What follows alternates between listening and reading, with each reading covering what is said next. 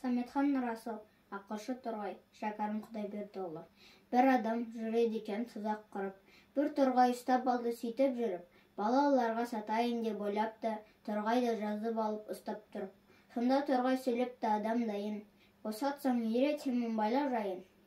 Азар болсаң сатарсың 3 тиынға, мен саған пайдалы бір сөз айтайын. Бұрындағы саттың ғой талай құсты, қане содан қаншалықты пайда түсті. Тоймақ түгіл бүйірің шыққанда жоқ, харекет деп ойламам мұнда есті.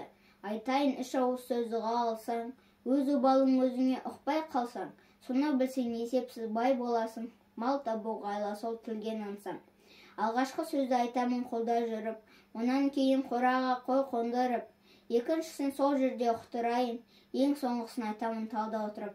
Тұзақшы қуаныпты осы сөзге, келдім ғой деп бақ қонар жақсы кезге. Аузынан босатпаққа уәде берді, алдаса Торғай көп деп мұнан өзге. Торғай айтты әрқашан аңдағайсың, орынсыз өтірікке нанбағайсың. Ойланбай алдау сөзге сене көрме, тегінде шынның жоғын қамдағайсың. Бұл сөзге тұзақшының көңілі ұнады, Торғайды бір дуалға қондырады. Алғашқы бұл сөзіңді әбден ұқтым, екінші сөзің қандай деп сұрады. Торғай тұрып айтады тамға қонап, өткен іске өкінбе ыза болып, кеткен қайтып келмейді кейігенмен, қор жүдейсің ішіңе қайғы толып. Соны айтып ұшып қонды биік талға, болам неге тұтқан сендей шалға.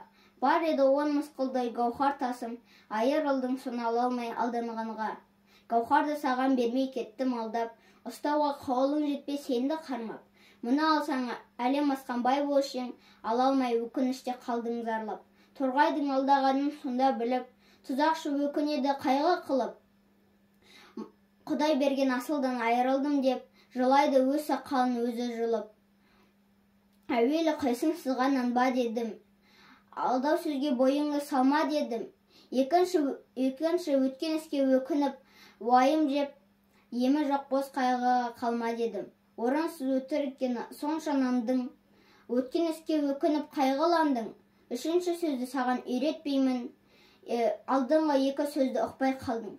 Соны айтып ұшып қонды, соны айтып Торғай кетті аспанға ұшып, шал қалды дел сал болып қайғы қысып. Сол Торғай үшіншіде не айтпақ еді, соны тап, есті болсаң ойға түсіп.